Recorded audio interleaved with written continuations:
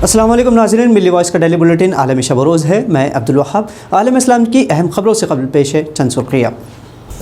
مودی حکومت نے بیرون ملک مقیم شہریوں کی آزادی پر لگایا قدغن، OICs ناراض۔ جھارکھنڈ کے وزیر اعلی ہیمنت سورین کی مرکزی حکومت پر تنقید، کہا کورونا معاملے پر مرکزی حکومت نہیں ہے سنجیدہ۔ حماس کے حملوں میں اسرائیل کو اربوں روپے کا نقصان، صنعتی گروپ نے ظاہر کی تشویش۔ بیلاروس نے صحافی کو گرفتار کرنے بین الاقوامی ہوائی جہاز کو روکا، یورپی یونین نے عائد کی پابندیاں۔ اور غزہ پر حملوں کے لیے اسرائیل ہے ذمہ دار، جو بائیڈن کے 500 سے زیادہ عملے نے لکھا خط۔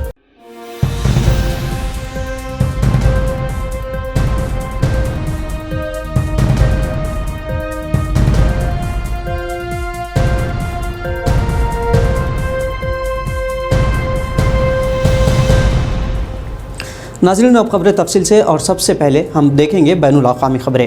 تو غزہ میں اسرائیل اور حماس کے مابین 11 دن کی لڑائی کے دوران اسرائیلی کاروباری اداروں کو 1.2 ارب شیکل یعنی $368 ملین کا نقصان ہوا ہے۔ اسرائیل کے صنعتی گروپ مینوفیکچرنگ ایسوسی ایشن، جو تقریباً 1500 کمپنیوں اور 4 لاکھ کارکنوں کی نمائندگی کرتی ہے، اس نے بتایا کہ اس کا زیادہ تر نقصان غزہ سے فلسطینی راکٹس کی وجہ سے ہوا، جس سے اکثر ملازمین نے گھر پر رہ کر ہی کام کرنا پسند کیا۔ ایسوسی ایشن نے کہا کہ ان 11 دنوں میں 50 اسرائیلی فیکٹریوں کو راکٹ سے لاکھوں شیکل کا براہ راست نقصان پہنچا ہے۔ حالانکہ ایسوسی ایشن نے نقصان کے تخمینے میں بالواسطہ نقصان جیسے منسوخ شدہ آرڈرز کو شامل نہیں کیا ہے۔ اگر منسوخ شدہ آرڈرز کو اس میں شامل کر دیا جاتا ہے تو نقصان کی لاگت تقریباً دگنی ہو جائے گی۔ ادھر اسرائیلی حملوں میں غزہ پٹی میں بھی حالانکہ نقصان ہوا ہے، لیکن اسرائیل کے مقابلے غزہ میں صرف $4 ملین کا نقصان ہوا ہے۔ اس کے علاوہ دیگر عمارتوں پر حملے کے سبب توانائی کے شعبے میں $22 ملین کا غزہ کو نقصان ہوا ہے۔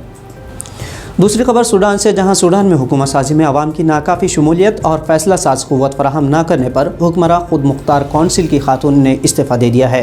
سال 2019 میں سوڈان میں عمر البشیر کی اسلامی حکومت کا تختہ پلٹنے کے بعد سوڈانی فوج نے شہری حکومت قائم کرنے کا وعدہ کیا تھا، لیکن عوام کو خاطر خواہ فیصلہ کن قوت فراہم نہ کرنے پر اعلیٰ کمیٹی کی ممبر عائشہ موسیٰ نے استعفیٰ دے دیا ہے۔ استعفیٰ کے بعد عائشہ نے بتایا کہ انہوں نے 2 مظاہرین کی ہلاکت کے ایک روز بعد یعنی 12 مئی کو اپنا استعفیٰ پیش کیا تھا۔ عائشہ کے مطابق نئی عارضی جمہوری طرز حکومت سوڈان کو مزید ہلاکتوں، ناانصافیوں، غربت اور مصائب کی طرف لے جائے گی۔ ناظرین، تبدیل لانے والے ایسے چند ہی قائدین ہوتے ہیں جو اپنے ذاتی مفاد کے بجائے قوم و ملت کے مفاد کو ترجیح دیتے ہیں۔ عائشہ نے بھی اعلیٰ ترین کمیٹی میں عہدہ پانے کے باوجود حکومت کی مخالفت کی، جو کہ یقیناً ایک جرأت مندانہ فیصلہ ہے، ورنہ معمولی عہدوں کے لیے بھی سیاسی قائدین اپنے موقف سے دستبردار ہو جاتے ہیں۔ ادھر بیلاروس نے ایک صحافی کو گرفتار کرنے غیر قانونی طور پر ایک بین الاقوامی ہوائی جہاز کو زبردستی لینڈنگ کروائی اور اپنا جرم چھپانے حماس کو ذمہ دار قرار دینے کی کوشش کی۔ دراصل اتوار کو ریان ایئر لائنز کی ایک پرواز جو یونان سے لیتھونیا جا رہی تھی، اس میں بیلاروس کے رہنما الیگزینڈر لوکاشینکو پر تنقید کرنے والے صحافی رومان پروٹاسیوچ بھی موجود تھے۔ رومان کو گرفتار کرنے بیلاروس نے اپنی سرحد سے گزرنے والی اس پرواز کو زبردستی روک دیا۔ صحافی کو گرفتار کرنے کے بعد بیلاروسی حکام نے حماس کی جانب سے طیارے پر حملہ کی من گھڑت خبر بھی بنا ڈالی، جس کی تردید حماس کے ترجمان فوزی برہوم نے کی۔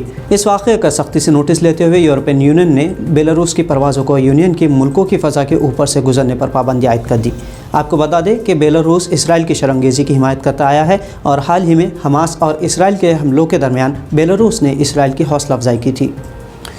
غزہ پر اسرائیلی حملوں سے ناراض امریکی صدر جو بائیڈن کے 500 سے زیادہ عملے نے پیر کے روز ایک خط پر دستخط کیے، جس میں انہوں نے بائیڈن کو اسرائیل کو جواب دہ ٹھہرانے کا مطالبہ کیا۔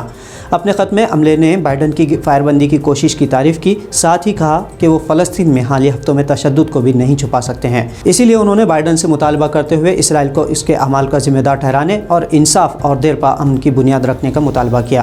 اس خط پر بائیڈن کی 500 سے زیادہ مہم اور ڈیموکریٹک نیشنل کمیٹی کے عملے کے دستخط ہیں، جن میں بائیڈن کے انتخابی صدر دفاتر میں کام کرنے والے افراد اور بائیڈن کی فتح کے لیے اہم ارکان بھی موجود تھے۔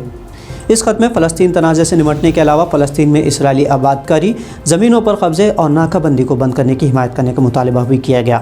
خط کے مصنفین نے بائیڈن پر زور دیا کہ وہ اس بات کو یقینی بنائے کہ اسرائیل امریکی امداد کو اب فلسطینی بچوں کے قید اور تشدد، فلسطینیوں کی املاک کو مسمار کرنے اور اراضی پر قبضہ کرنے کے لیے استعمال نہیں کرے گا۔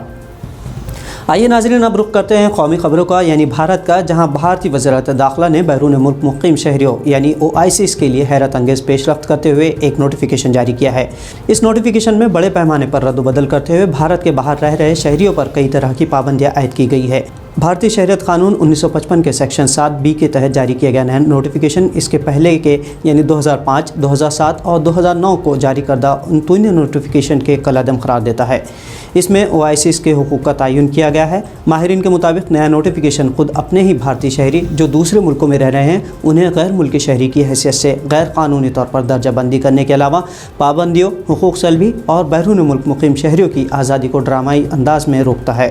ان پابندیوں میں یہ بھی شامل ہے کہ کسی بھی بیرون ملک مقیم شہریوں کو بھارت میں تحقیق کرنے، کسی بھی مشنری، تبلیغی یا صحافتی سرگرمیوں کے لیے خصوصی اجازت نامہ حاصل کرنا یا ہندوستان کے کسی بھی علاقے کا دورہ کرنے کے لیے اجازت حاصل کرنا ہوگا۔ نئے نوٹیفیکیشن کے مطابق معاشی سرگرمیوں کے لیے بیرون مقیم بھارتی بھی غیر ملکی افراد کی طرح احکامہ قانون کے تحت ہوں گے۔ اس تازہ ترین نوٹیفیکیشن کے بعد نریندر مودی حکومت پر اوائسیز کا اعتماد ناممکن ہوگا۔ جھارکھنڈ ریاست کے وزیر اعلی ہیمنت نے کہا کہ مودی کی مرکزی حکومت نہ تو کورونا کو ایک قومی مسئلہ کے طور پر مان رہی ہے، نہ ہی ریاستوں کے مطالبات کو سنا جا رہا ہے تاکہ وہ اپنے حالات کے اعتبار سے فیصلہ کر سکیں۔ انڈین ایکسپریس میں شائع خبر کے مطابق سورین نے انٹرویو میں کہا کہ مرکزی حکومت نہ تو خود حالات کو سنبھال رہی ہے، نہ ہی ریاستوں کو فیصلہ لینے کی آزادی دے رہی ہے۔ ریاستی حکومت کو مرکزی حکومت دوائیں درآمد کرنے کی اجازت نہیں دے رہی ہے۔ سورین کے دعووں کے مطابق مرکزی حکومت نے آکسیجن، علاج میں کام آنے والے آلات اور ویکسین سمیت لگ بھگ اہم مدوں پر قبضہ کر لیا ہے اور ریاستوں کو نہ تو دوائی مل رہی ہے نہ ہی ٹیکے۔ جھارکھنڈ کی مثال دیتے ہوئے سورین نے کہا کہ جھارکھنڈ کے لوگوں کے لیے قریب 4 کروڑ کووڈ ویکسین چاہیے تھی لیکن اب تک صرف 40 لاکھ ہی دیے گئے ہیں۔ اس سے حالات کتنے سنگین ہیں اس سے پتہ چلتا ہے۔ ناظرین، بھارت میں کورونا کے بعد اب فنگس یعنی پھپھوند کی بیماری نے بھی وبا کا روپ اختیار کر لیا ہے۔ بھارت کی متعدد ریاستوں میں کورونا وائرس کو شکست دینے والے مریضوں میں جان لیوا پیچیدگی یعنی بلیک فنگس یعنی میوکومائکوسس کے سبب متاثرین کی تعداد بڑھتی جا رہی ہے۔ بھارت کی 7 ریاستوں جیسے تمل ناڈو، اڑیسہ، گجرات، جموں کشمیر، اتر پردیش، راجستھان اور تلنگانہ نے اسے وبا قرار دیا ہے اور متعدد ریاستوں کی جانب سے بھی اس طرح کا اعلان متوقع ہے۔ اب تک بھارت میں پھپھوند کے 7,000 سے زائد معاملات سامنے آ چکے ہیں، جس میں مہاراشٹر میں 2,000 سے زیادہ معاملات ہیں اور 100 کے قریب موتیں بھی ہوئی ہیں۔ یہ بیماری ایسے افراد میں زیادہ پھیل رہی ہے جن کو کووڈ-19 کی سنگین شدت کا سامنا ہوا اور اس کے علاج کے دوران ان پر اسٹیرائڈز کا زیادہ استعمال کیا گیا۔ اس کے نتیجے میں ان مریضوں کی مدافعتی نظام دب جاتا ہے۔ کچھ رپورٹس کے مطابق کووڈ-19 کے ایسے مریض جو ICU میں وینٹیلیٹرز پر ہوتے ہیں ان کی سانس کی گزرگاہ میں نمی بڑھنے سے فنگس کا خطرہ بڑھ گیا ہے۔ فنگس سانس کے ذریعے جسم میں داخل ہونے کے بعد یہ ناک اور آنکھوں کے ارد گرد پھیلنے لگ رہی ہے، جس سے ناک اور رنگت سیاہ ہو جاتی ہے اور اس کی روک تھام نہ کی جائے تو یہ دماغ تک پہنچ کر جان لیوا ثابت ہوتی ہے۔ تو ناظرین، ملی وائس کے عالمی شب روز بلیٹن میں آج اتنا ہی۔ مزید خبروں کے لیے ہمیں فیس بک، یوٹیوب پر بھی سبسکرائب اور فالو کرنا نہ بھولیں۔ عبدالوہاب کو اجازت دیجیے۔ اللہ حافظ۔